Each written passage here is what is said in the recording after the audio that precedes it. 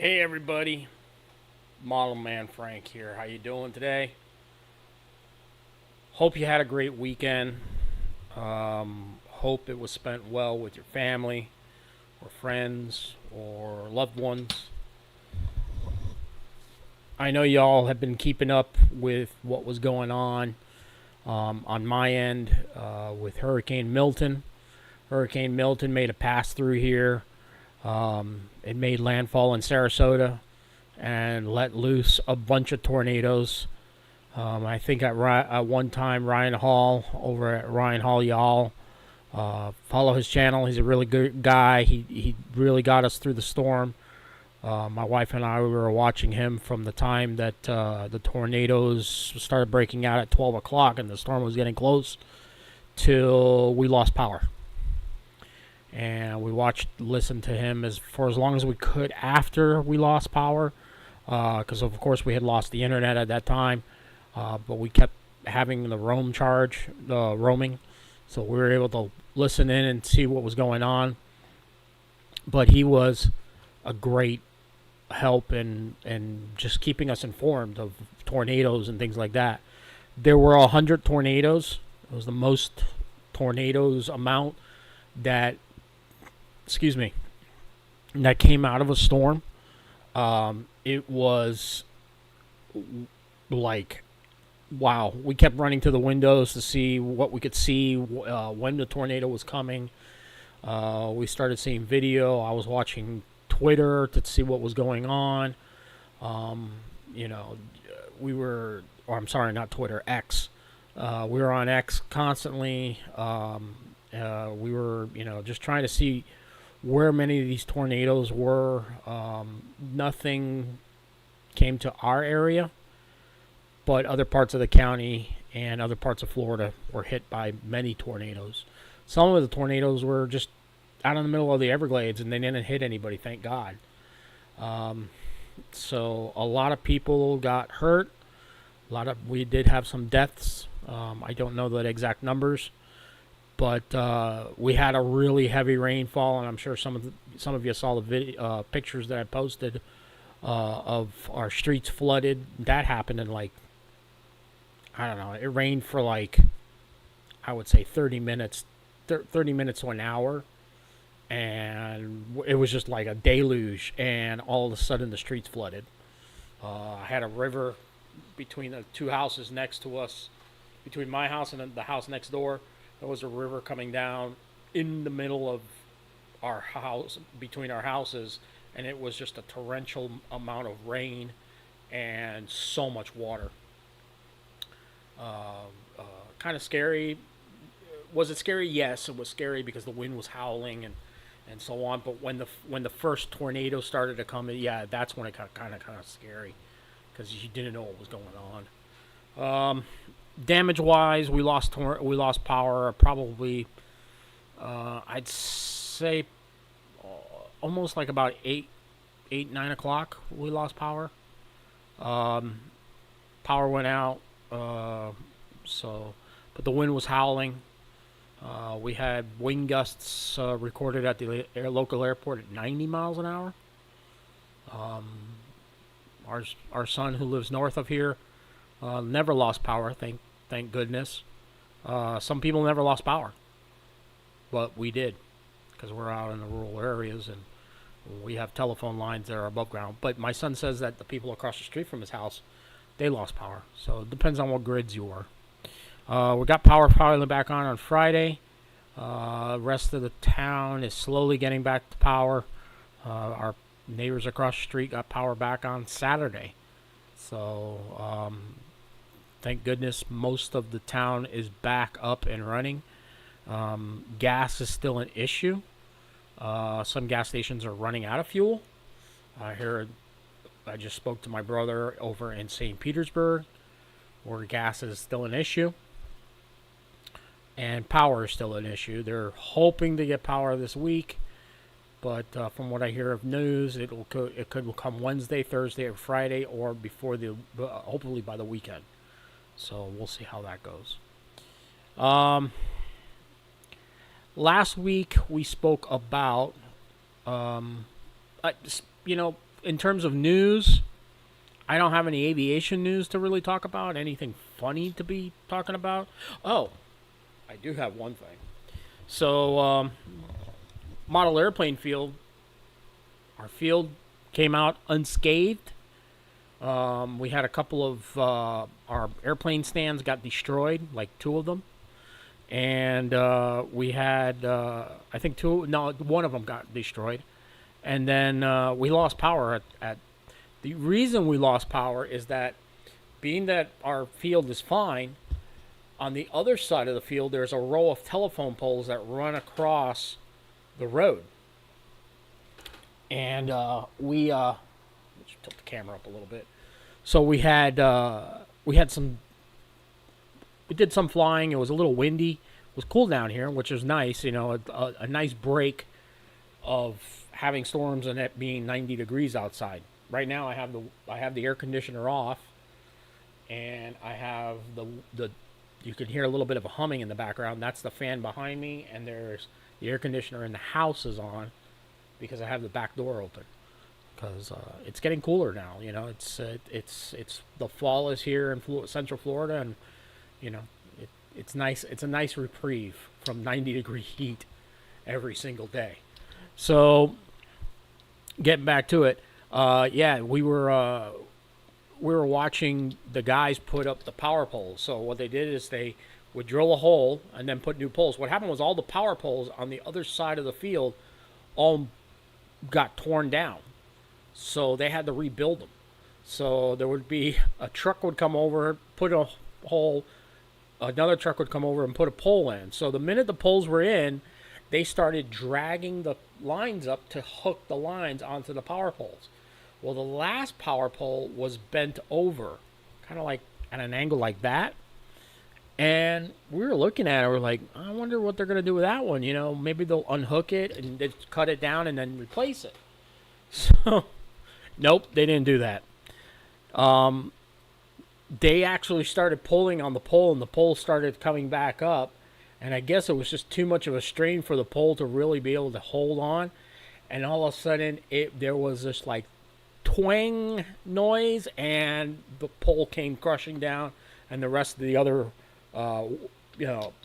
wiring came down. The other poles didn't come down, but the rest of the wiring came down. So a couple of us, we rode over on the golf course to find a golf cart to see what was going on. And the guy was like, oh, yeah, you know, our engineer said that pole would hold. And we all looked at each other like, yeah, I guess somebody's losing their job. Or is getting a reaming from the boss because you just should have said, you know, the pole was broken. So, but that was the only excitement really at the model airplane field. We did some flying. It was windy. We had clear skies, but there was wind, and it did pick up to about maybe 20 miles an hour. Between 15 and 20, it was like gusting, and it was just kept things cool. This whole weekend was a really nice weekend to clean up, and again, not to be in 90-degree heat. Did run the generator, as you saw in one of my shorts. I was running the generator a lot, and but it was nice. It was kind of interesting to. It was a nice weekend. It was a nice weekend. It was an eventful weekend for us, and I know for most they're still picking up the pieces in the Carolinas.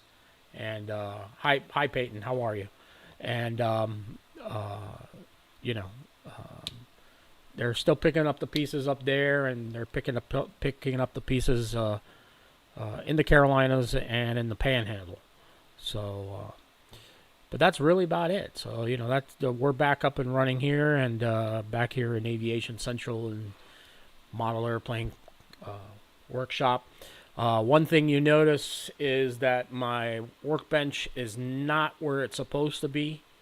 It's supposed to be back there. Last minute thing, I had to change the workbench around so I could get one of the cars in the garage. So I had to turn the table sideways. I have my other TV, my other computer, which actually is running video, and it shows me on my playback. I have it sitting up here, and I think the way things are, I'll probably end up doing another change where I'll be shortening the width of this workbench.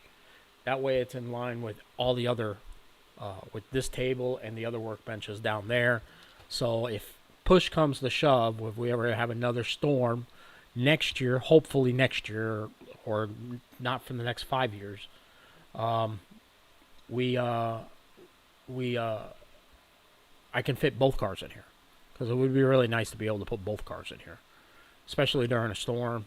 Bring them inside, and that way I could work in here and still have another car inside, away from debris and so on. So that said, let's get to tonight's show. We're going to talk. Last week we talked about some of the American bombers that were used during the Cold War, and they were the planes that were the ugly ducklings, as we were saying, as I would say. There were more of the ones that were developed, that were used, but not as much as like the B-29 and the B-52, and everybody knows all about those aircraft. But we're going to touch base about the planes that were never used, but they were more of like concepts, and some were used. We're going to talk a little bit about the Cold War fighter planes that were the experimentals, the ones that never made the cut. Because everybody knows about the Tomcat, everybody knows about the F-104 Starfighter, everybody knows about F-86, but you really don't know too much about the stuff that competed against those planes to really know what was going on. When a plane came into service, you had a competition that would come about. Take, for instance, during World War II, you had a lot of planes that were competing along the P-61 Black Widow. You had another plane, which was the Howard Hughes aircraft, which is very famous, talked about in the movie The Aviator. So there were a lot of planes that you didn't know about that I'm going to touch base with today, but in the Cold War side. We're not going to talk about World War II. Too much talk about World War II. We're going to talk about Cold War stuff from now until the Cold War supposedly ended, but it's gone into another high drive. Because I, and like many others my age, we were around when the Berlin Wall fell, and supposedly when Boris Yeltsin was supposed to be the president of Russia, and they had an election, and then Putin came into power, and he has never left. So basically, he's now a dictator, and we've gone back to square one. Enough said about that one. That's a conversation for another time. And I'm sure there's tons of channels here on YouTube and on Rumble that talk about that, and you can go talk to them about that stuff, because that's geopolitics, and I'm not here to talk about geopolitics. We're here to talk about airplanes. So let's talk about airplanes. So one of the planes, we talked about the Canberra, and we touched base about the Canberra, which was the B-57, I believe. I'm going to show you guys one plane that you probably don't even know is. So, let me bring up my little bag of tricks here. I got a bug in here already. So we're going to bring up, this one is unique. It was a patrol bomber, okay? It was created with the intention. Oh, before we even go down that road. Yeah, let's talk about this, and then I'm going to talk about something that happened today that you've probably watched, but remind me before we end the show. And I'm going to talk about that, and I'm going to show you guys a video. We're going to talk about the planes right now. So, we talked about bombers, but now I'm going to show you guys bombers and fighters. So here's one that was designed to be was designated to be a patrol bomber. It competed against the P-2 Neptune, which if you look up the P-2 Neptune, had a very illustrious career. It flew in Vietnam and so on and so forth. This aircraft, there were only a very few numbers that were picked up by the U.S. Navy and used. and not a lot of them made it. So I'll put the picture of the aircraft, as you can see here, and then I want you guys to try and think of the name of that aircraft. What aircraft do y'all think that plane is? And I'm going to give you guys a hint in a moment. So it was made by the Martin Company. That right there, that aircraft right there, is the P-4M Mercator. It was a maritime patrol bomber. It was a patrol aircraft. It was created in 1946, right after the war. And it flew, it was retired in 1960. The Savage came in and took over that aircraft. I mean, it's a pretty slick looking plane. Not many pictures of the aircraft exist, and there are no flying examples available. There are no museum pieces either, so this aircraft doesn't exist anymore. I got like a bug or something going around here. You know what? We're gonna bear with me, guys. Just one moment here. Turn on the AC and shut the door. I think I have some bugs flying around here.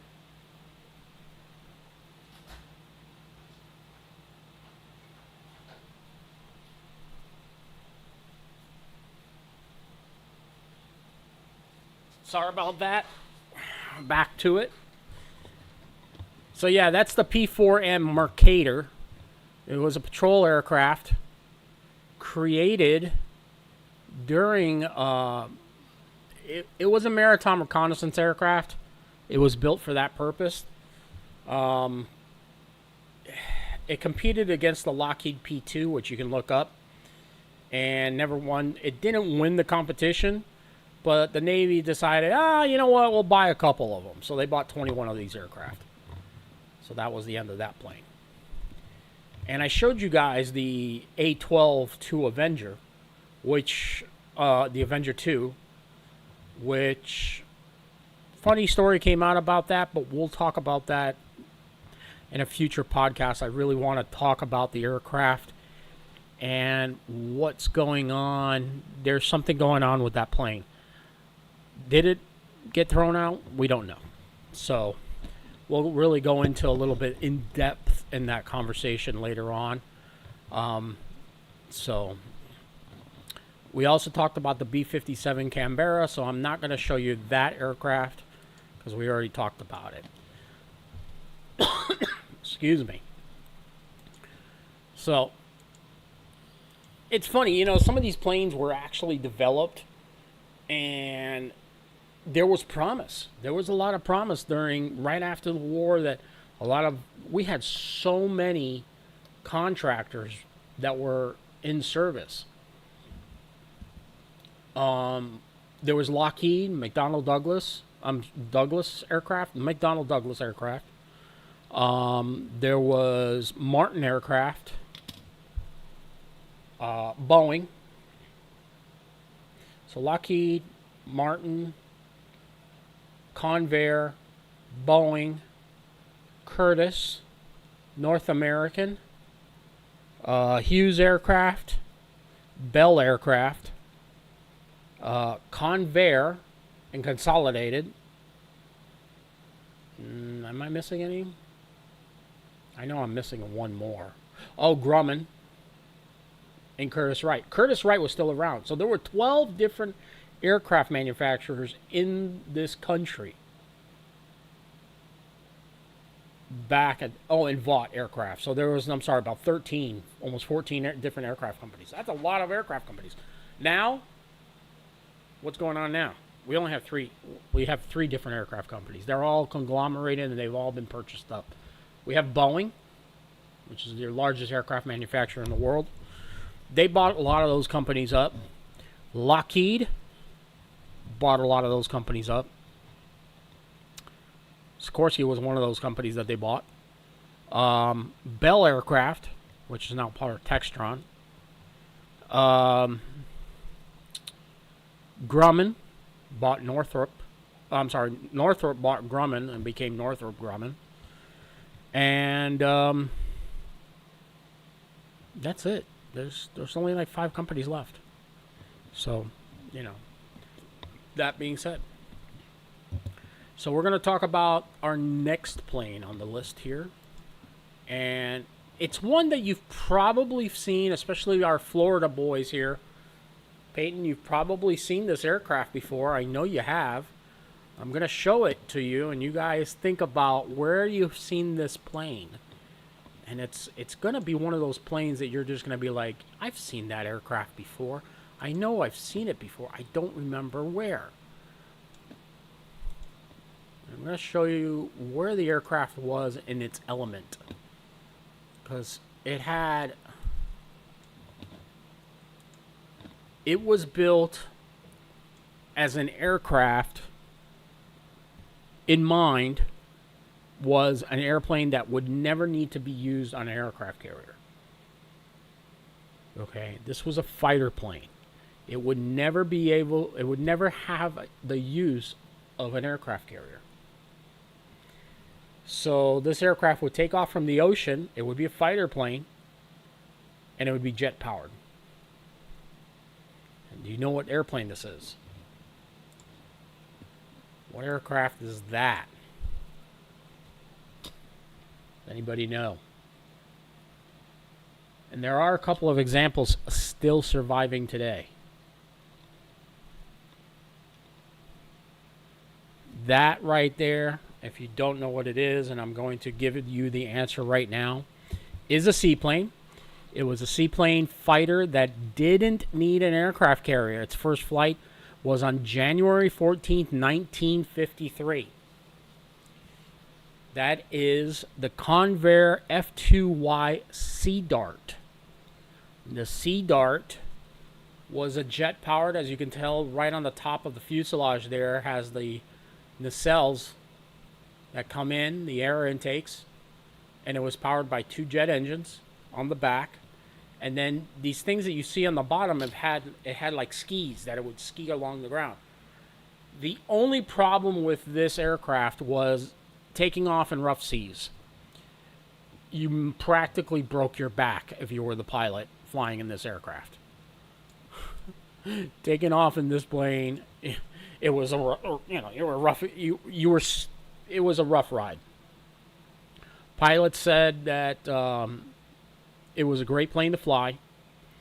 It was very responsive. It had a delta wing, so when the plane would settle in the water, it would actually sit. The wing was part of its floating device, and it would have like a boat hull.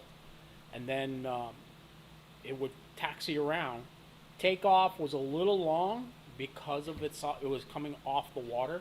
Those skids, the plane would actually skid across the water, and then it would take off. But landing in rough seas, it was not an aircraft that you wanted to land in rough seas, because you became a shorter person just by the amount of banging in the water. There's only a couple of examples left. The Air and Space Museum has one. So does the Air Force Museum. And the EAA has one in their possession. It's in an outdoor display at the Sun and Fun Expo, where the Sun and Fun Expo is held every year. It's sitting outside on a pedestal. So if you ever go over to where Sun and Fun, the main entrance is, you'll see it outside in their Florida Air Museum. Very good airplane, very, very unique airplane to look at, because you'll be like, wow, I couldn't believe that airplane actually existed. So that was just one of those really, truly unique aircraft.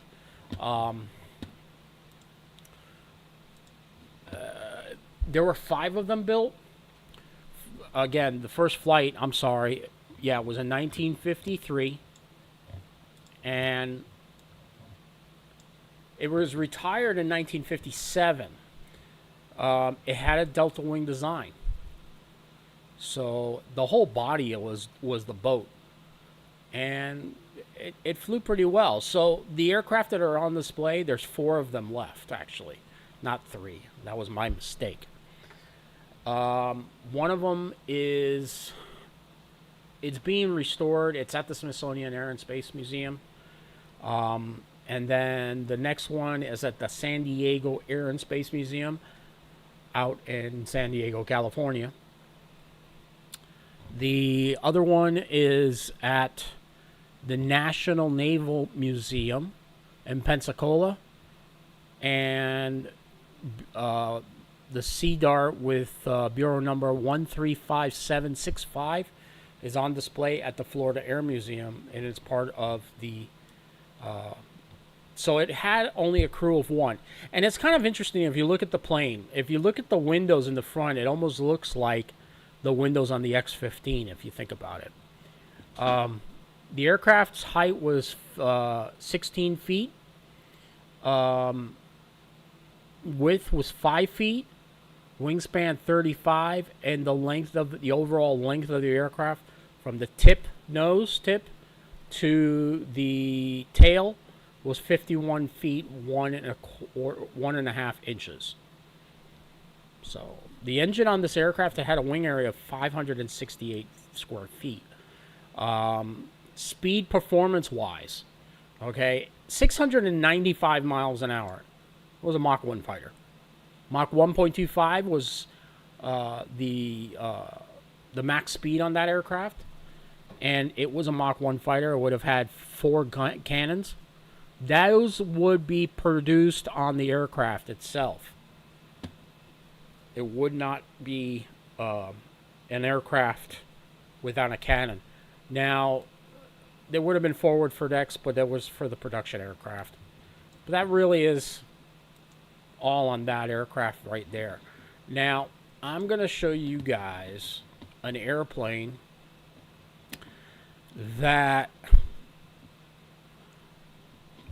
really takes the cake of being... It was built as a fighter bomber. It was going to be used more as a medium range bomber style aircraft, and when you see it, you're going to be like, what the heck is that? And I'm sure you've seen pictures of this plane before. This plane is it really takes the cake in terms of fugly looking planes. Let me just show it to you. Let's just... It's... What you see is what you get. This aircraft here, it was an experimental jet plane, and the aircraft first flight was on May 17th, 1946. It was a fighter-bomber hybrid, which is interesting. This is the XB-43 Jetmaster. I'll just bring it in here so you guys can really take a close look at this beautiful, beautiful aircraft here. That was an experiment. So it had straight wing technology, so it was way beyond its... it was still stuck, and Douglas built that. Not much can be said about the plane. It was just a really ugly plane. It didn't really last. It was one of those planes they were like, nah, we're not going to build that. We're not going to buy it. I mean, you got to remember, jet technology was, it was jets were like being banged out like crazy, and this was just like, yeah, you know what? I'm sure a designer looked at it and said, you know what? That looks really cool. Not to everybody else. It looks like a fish. Looks like a puffer fish. Actually, you know what? Let me do something here. I'm gonna put a picture, that picture there, and then what we're gonna do here. Let's see a puffer fish, right? Bear with me one moment here, guys.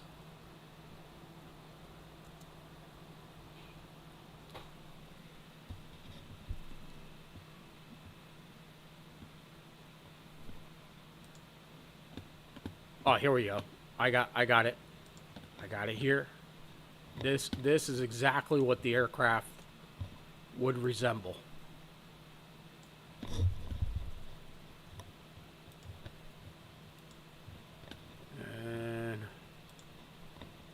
going to bring it up here. You guys are going to laugh. Because this is what I think the plane looks like. You tell me.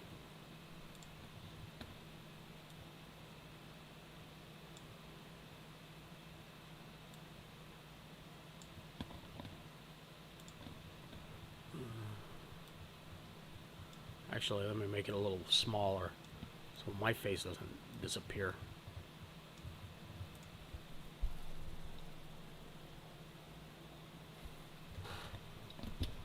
Does that look like it? That's what it looks like. It looks like a puffer fish. Or like one of those, like, my wife and I, we went to a presentation about some fish that was a mud flapper type fish that went in the sea, and it was like, it had eyes just like that. Reminds me of it. But yeah, that's basically what it would look like. I mean, you would go to air shows, and you know, you'd see the F-14 Tomcat, the F-4, and then you'd see this. This is just really ugly, I think. You tell me. So that's it for that aircraft. You already know. It's the XB-43 Jetmaster. You can look it all up. If you want to build a model of it, there's not many plastic models. Many of these aircraft you can find as models. Some of these aircraft you can find them as wooden models, or you can build them, just scratch build something. So, moving right along. Just like the, what is it, the Muppet movie? The Muppet movie, yeah. The Muppet movie had moving right along. So, let's see. Next aircraft we're going to talk about. This one, you're going to really like. This is the coolest looking plane out there. I wish they had actually taken delivery of this plane. Though it had one flaw, but it was an awesome looking plane nonetheless. And when I pull it up, hold your excitement. I know you're going to.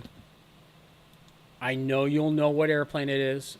So if you do know the name of the plane, go ahead and, you know, put it in the little, in the speaker box down there, and scream out its name.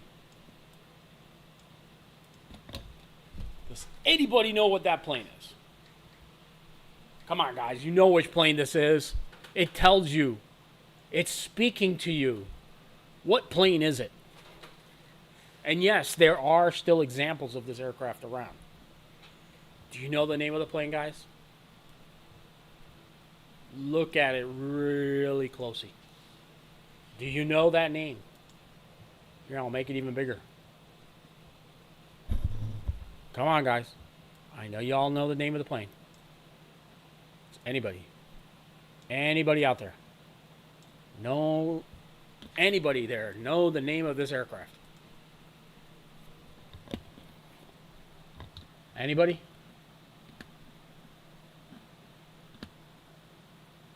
This plane was an advanced development of the F-100 Super Sabre.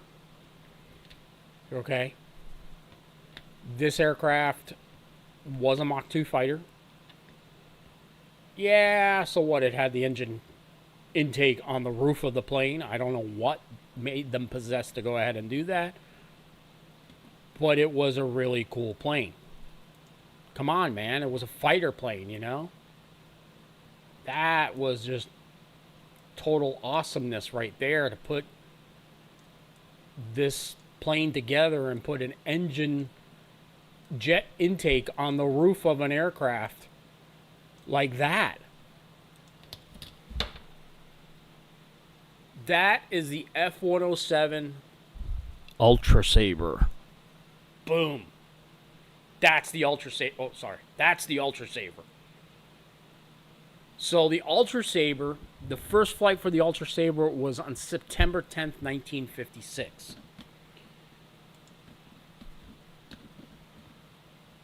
That plane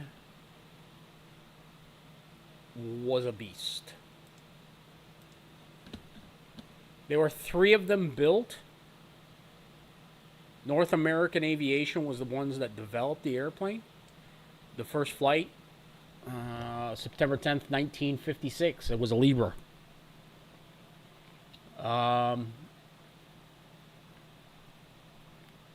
It was the design came from the building of the XB-70 Valkyrie and the F-108 Reaper, which was a design that was never actually put.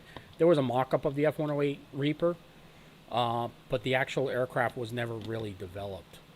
There was no actual flying aircraft. This aircraft was could carry a nuclear bomb, a small one, if necessary. The aircraft was retired a year later. The primary uses would be for the U.S. Air Force. So, something that was interesting about this plane was the way that the pilot, if you were flying along and you had to bail out, this plane, you could not bail out. In other words, it did have ejection seats, but you cannot eject through the roof. So the canopy wouldn't fly off, and then you would eject because the intake was behind you. The intake was literally right back here. So if you were going out, rocket blast, there was a fear that you would get sucked into the engine. And what was the point of that? If you can't, you need to get out of the plane, you're going to live, boom, you get sucked into the jet engine. So North American came up with a concept, it was pretty of an interesting concept, of having you go through the bottom of the plane. Now, this wouldn't work if you were doing low-level penetration. Because if you got struck by a missile, you'd have to try and make it so you could climb up to altitude or roll the aircraft upside down. But at that time, they weren't thinking about that because there was no map of the Earth low-level penetration missions. This was a high-altitude interceptor. That's what it was designed to do. So they didn't think about low-level penetrations. So they developed a capsule design that would actually shoot to the bottom of the aircraft. You would eject through the bottom of the plane. Good thing the general said, that's not going to work. Also, the reason the design of that intake up top was that so if you were taking off from unimprovised runways, it would lower the chance of FOD, which is foreign object debris, going into the engine and being sucked into the ground, into the bottom, or into the engine and being, destroying the engine on takeoff. So you could take off on different types of runways. That's it about that plane.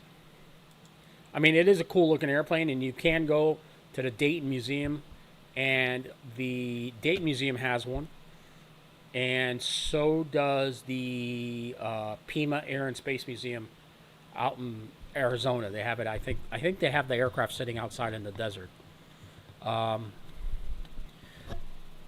Next one I'm going to show you is going to be. I'm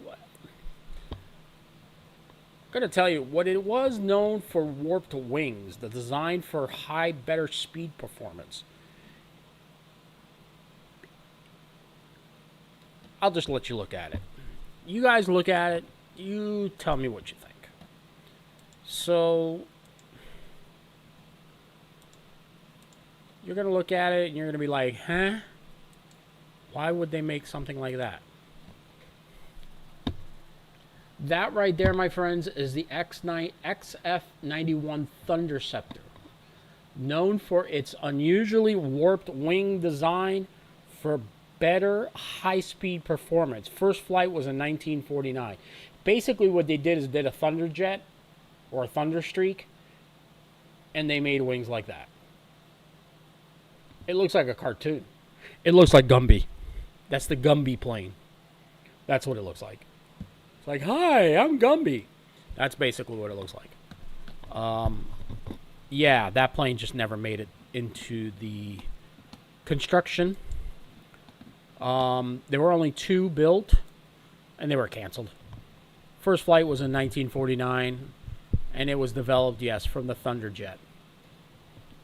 The thought process was that it would improve stability, and it had a V tail. So the way you're looking at the plane, it's actually a triple tail or a V tail, which is very weird.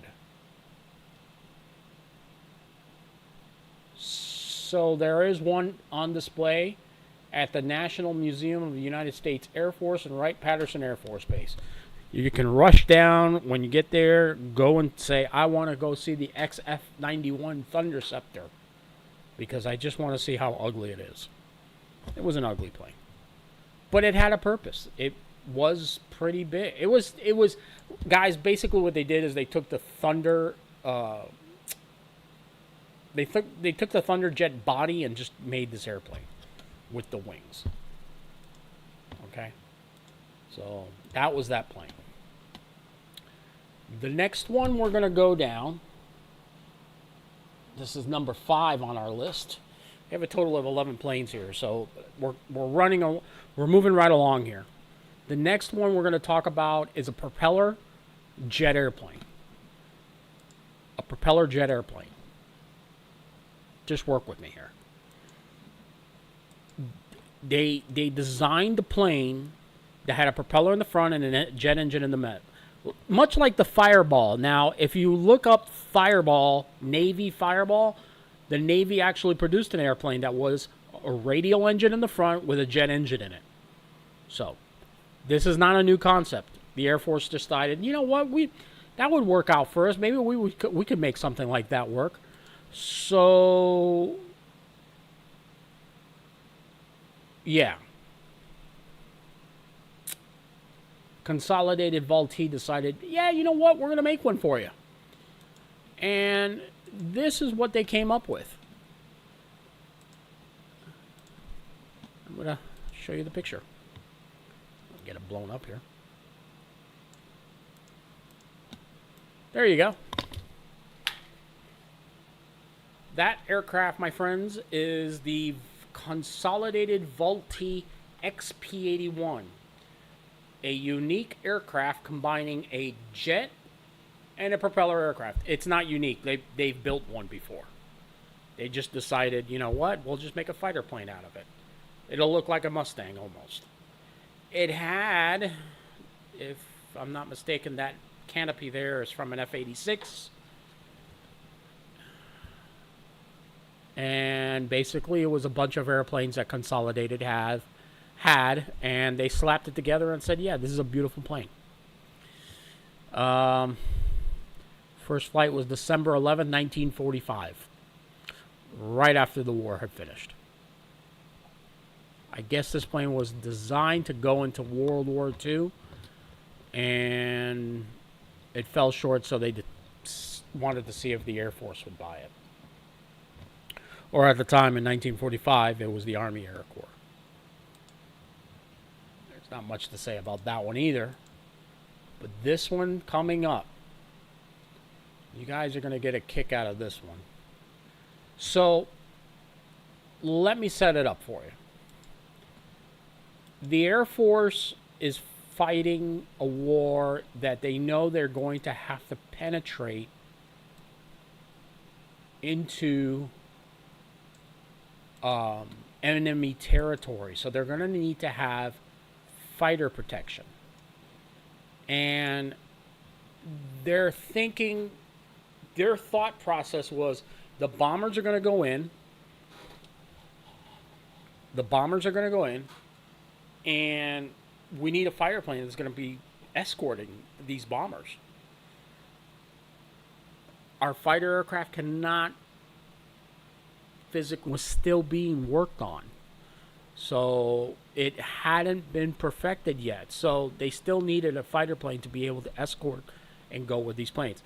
Now, this type of technology had been used by the Germans. The Germans had used it, and the Russians had too. I don't think it was very successful. Also, the World War I, like between World War I and World War II, Massive airships would fly through the sky, like the Macon, and there were two airships that were built, the Akron and the Macon, I think it was. And these aircraft were used at that time. So, guys, if you're trying to speak on the chat, YouTube is letting me know that there is a problem with the chat, so I do apologize. What you can do is you can go down below and leave any comments you have, and I'll answer them after the podcast ends. Okay? So, just to give you a heads up. So, the aircraft in question that we're going to show you right now was developed to be able to be carried as what's called a parasite. You'd have a bomber, and then the parasite would be loaded up into the bottom of the bay of the aircraft. Parasites, as we know, are bad for us, but I guess they're not bad for the bomber fleet. So, actually, now YouTube is showing me that that's back. But again, if you're having problems, you can't log in and you can't talk on the chat, just go into the bottom field and just leave your questions down there, and I'll answer them as best I can. Getting back to it. So, there's the plane. Excuse me, a little water. Little talking there. I'm about to lose my voice. Oh boy. So, this is the plane that was used. Do you know what type of plane that is? And do you know the name of the aircraft? This is a plane that was developed to be a parasite, to be known to be carried underneath a B-29 or a B-36 or whatever aircraft that was going to be flying. This is the McDonnell Douglas XF-85 Goblin. A tiny parasite fighter designed to be carried by bombers. It first flew in 1948. The plane would have a hook right there in front of the pilot, and that's how it would mate to the airplane. There is, if you look online, and I'll put it in the description box below, once this video clears and goes into YouTube, there is a Discovery Wings video that explains the Goblin and everything about this aircraft. Very interesting video. I really highly suggest you watch it because it will talk about all sorts of these fugly looking airplanes. And really, it is a funky looking airplane.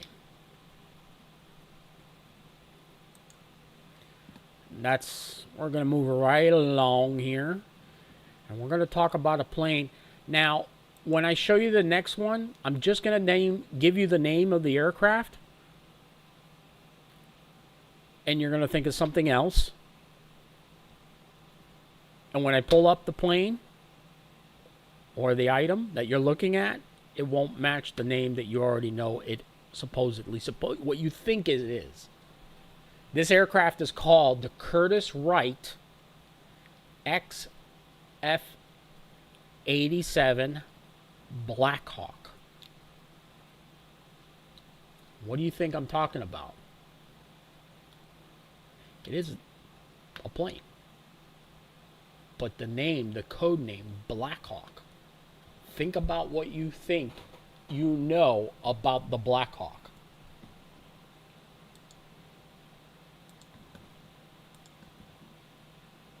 And when I pull it up, you're not going to believe what you're looking at.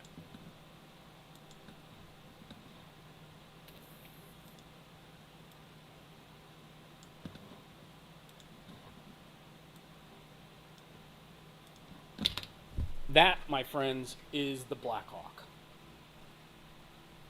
So Curtiss built this aircraft back in right after the war. Jet engine technology was in its infancy in terms of being used with the Air Force. The Air Force had just turned into the U.S. Air Force. And this is the aircraft that they came out with. Curtiss Air Wright was still around, so they developed this plane. If you look at it, it is a pretty slick looking plane, and this was going to be a fighter. It was an all-weather fighter interceptor that didn't go into production, but the first flight was on March 1st, 1948.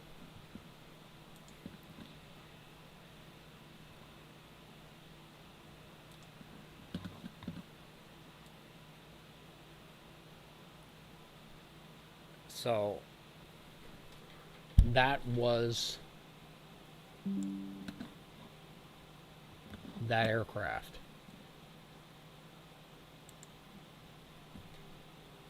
I mean, it's a really cool looking plane if you're looking at it. It had two pilots. It was a pilot and a, I guess that would be what, a first officer? It was an interceptor. Okay, there were two of them built. After the plane first flew, it was canceled immediately. So it first flew on March 5th, 1948, and then it was canceled immediately on October 10th of 1948. Curtiss Wright Aviation was purchased out. 5 production aircraft were built. The max speed on this aircraft was 600 miles an hour, just shy of Mach 1. It was a straight wing aircraft, you gotta admit.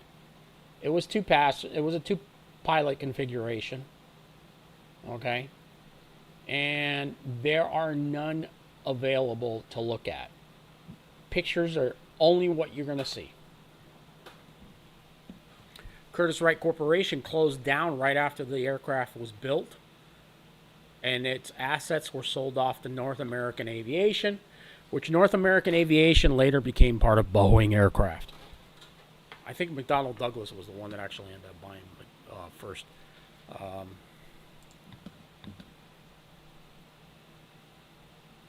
I'm sorry, Rocketdyne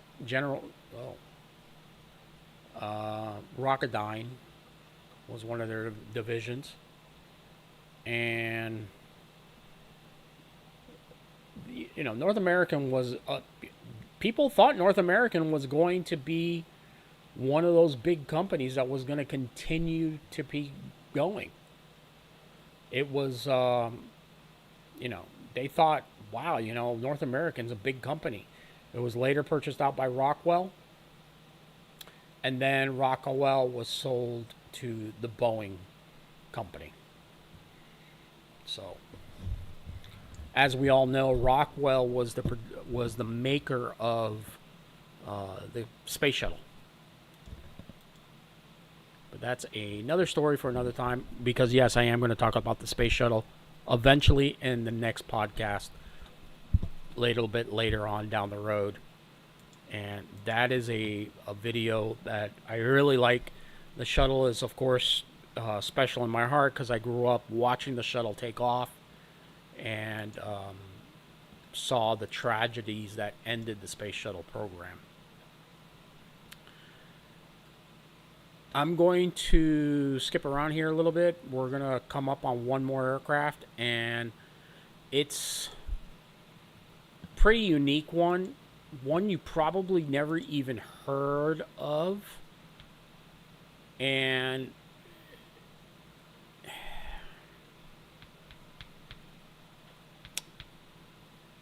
actually, we'll save it for the next. We're going to do another one. We're going to do podcast part 3. And this one, next week's podcast, what we're going to talk about, Cold War fighters. We're going to talk about them. And it's going to be about some of the ones that were produced and some of the ones that were not produced. But we're going to also delve a little bit into the attack role, close air support, because that was a very important thing to people. Sorry, guys. Very close. The Vietnam War was going on, and a lot of these fighter interceptors that were developed for the Cold War were not developed to carry bombs. So we're going to talk a little bit about that, about the Vietnam War. We're going to delve a little bit into the Vietnam and a little bit into the into the Korean War a little bit, but we're also going to talk about the Vietnam War and some of the clashes that happened around that time period, specifically with these fighters and the bombers.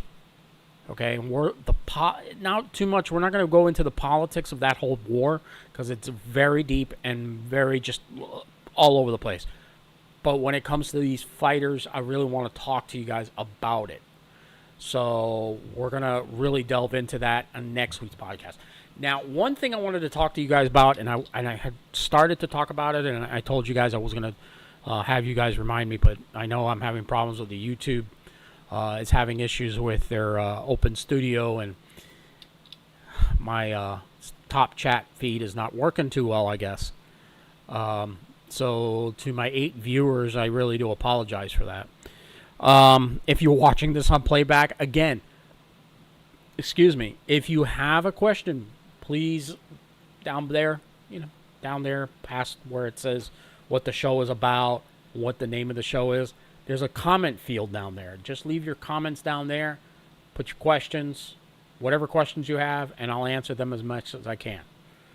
We're not going to talk about RC planes today. We will talk about RC planes next week. So the show will go a little longer too. Okay? Today was a pretty cool point in history in the space race. I don't know if you guys have watched your YouTube feed lately, but, we've been trying to go to Mars. And Starship took off today, early this morning, about 10 o'clock my time. Now, we can't see Starlink from here in Florida. I mean, we see the Starlink rockets, the Falcon 9s and the Falcon Heavy every now and then take off. But Starship, which is built over in Texas, when it takes off, we can't see it. Now, I've been told that if you go down to Key West, and if it took off at nighttime, like it was an evening takeoff, which some of them have been, if you see the evening takeoffs, you can't. I read somewhere on X that you can see it if you're in that part of Florida. But here where I'm at, I don't think we'd be able to really see it. Unless it was a nighttime watch, we would have to look close to the horizon to be able to see it fly by. And it would be up in space. I'm going to show you guys the video of Starship's booster, the large, tallest booster ever produced, coming back to its gantry. And I'll put the link so you can watch the entire. If you missed it, because there's the news of everything else that's going on in the world, this is, for me, real special. I never thought I would see something like this where a gantry or a crane captures a rocket. That is just freaking amazing, guys. Maybe to you it's not, but it's amazing to me. This rocket was developed with the thought that we're going to go to other world, to the moon, to Mars. It may not happen in my lifetime, but if you're younger than me, it will happen in your lifetime. So let's watch this together so you guys can see this. I'm sorry, but it really is amazing.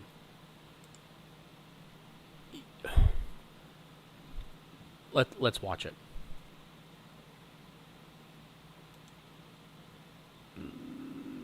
Here we go.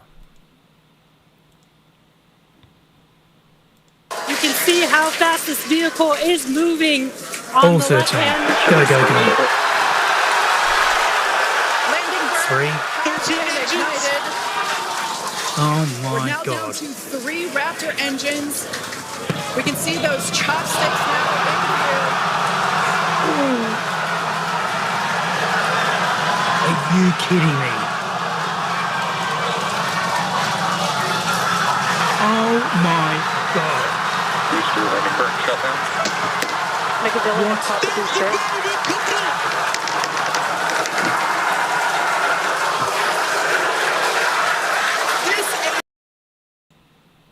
That right there is amazing.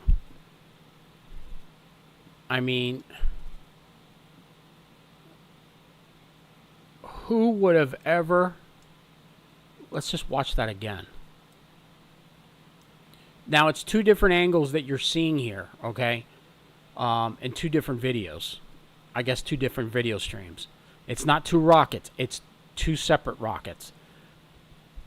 The rocket is caught in the air. It doesn't come down completely to the ground.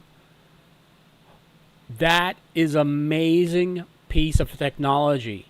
Elon Musk and his team of engineers created that. Wow. Wow. That's all I can say is wow. It was caught in the air. That's just really cool. And I hope you guys think that's cool also, because see, when the space shuttle used to take off, when I used to watch the space shuttle as a kid growing up here in Florida, we used to see the shuttle take off. You would see the solid rocket boosters would fall away, and they would parachute down, and a ship would have to go out and pick them up. When we first moved into this area and I first saw the Falcon 9s take off, and then to watch the actual rocket come back to Earth, that just blows my mind. That's just so cool. At 50 years old, that's cool. You know? Fighter plane, yeah, that's cool. But a rocket being shot up into space, popping off the little top, and then coming back and being caught in the air by mommy, which is the gantry-way. How cool is that? And this rocket is no ordinary rocket. It is, when stacked with Starship, it is the tallest rocket ever built. That is so cool. And you know what? Politics aside, guys, it is cool. If anybody is watching this and is thinking, oh, you know, it's this, no. That's cool. There's nothing you can say to top that. You're the man, Elon Musk, and that's what I have to say about that. And I'm telling you right now. So, guys, thank you very much for watching tonight. It was a lot of fun talking to you guys and showing you guys some of these planes. Next week, we'll talk a little bit about the Vietnam War, and we're going to work on my SST-40, which I did do a little work on it. Let me just show you guys really quick some of the stuff here. So I was able to smooth out the wingtips. This is putty that I put in because it kind of had some wavelength going on there. And I did it also on this side. There will be putty going on this side here to fill in those bumps. But we're still working on this. So this is more construction that needs to go on. That'll be happening this week also. I'll try and put up an update video on there. Norm, you're right. You're right. The height of engineering for sure, Elon Musk. For sure, that is the epitome of engineering. That goes to show you how far we've come in the span of since the Wright brothers to now. Here's something, and Norm would probably think about this. Can you imagine if the Saturn V rocket, how much money we would have saved if the Saturn V booster, the bottom of the booster, came back and landed at Cape Canaveral? We would be in the moon by now. We'd be living on the moon. But that technology did not last, was not available at that time period. But now it is. What was even more fascinating was watching Starship go all the way around to the other side of the globe, and the video feed was still rolling as Starship was re-entering. And then, oh, this is the kicker, and I wish I had gotten the video of it and showed you guys. I'll put a link in the description box so you can watch the whole thing if you missed it this morning. You're going to be blown away by the whole thing.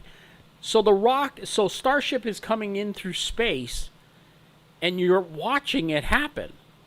You couldn't do this with shuttle. NASA was not allowing it. The technology was there, but it wasn't completely there. It was getting there. So Starship is coming through the space, and you see the ionization of Starship coming through, and it comes, and then you're watching.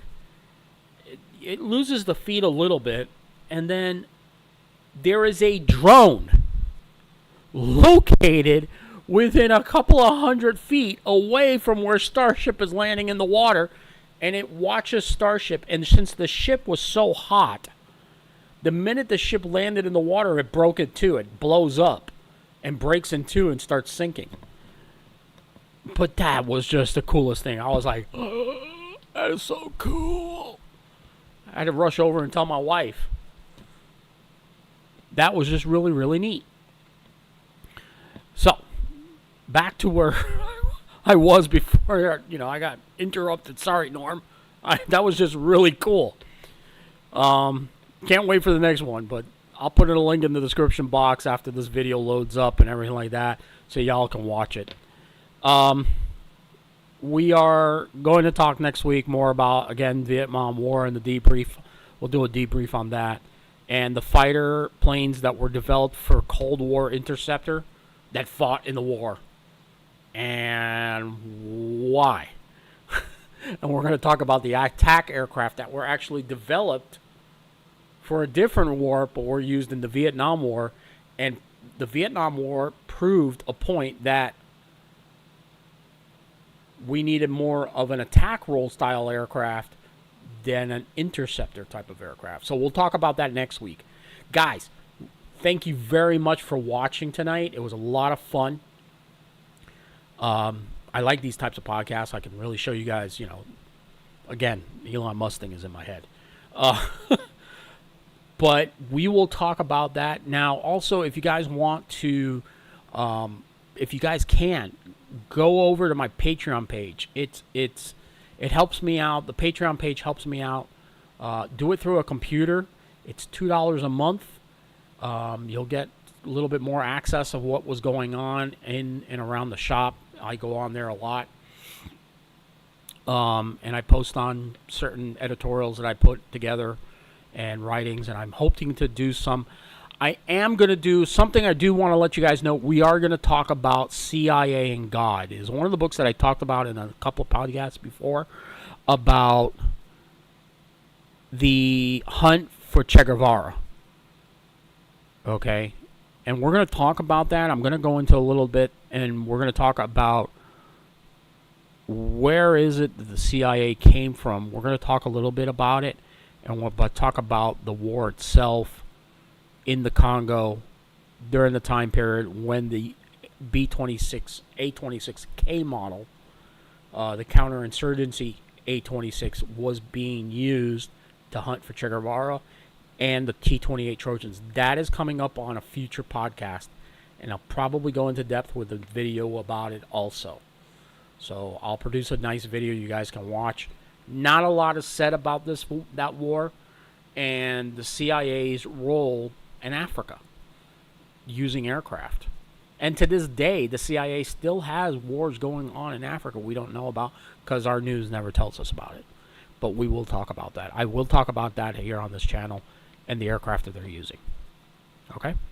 Again, if you guys can, and you can support my channel, please hit the thumbs up button. Really important. Hit that thumbs up button. Go right now and hit the thumbs up button. Share the videos.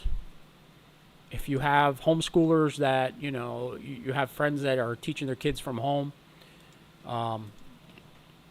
these videos are really good to learn about aviation, and spread the word of aviation and a fun part of aviation. Also, support me at Patreon.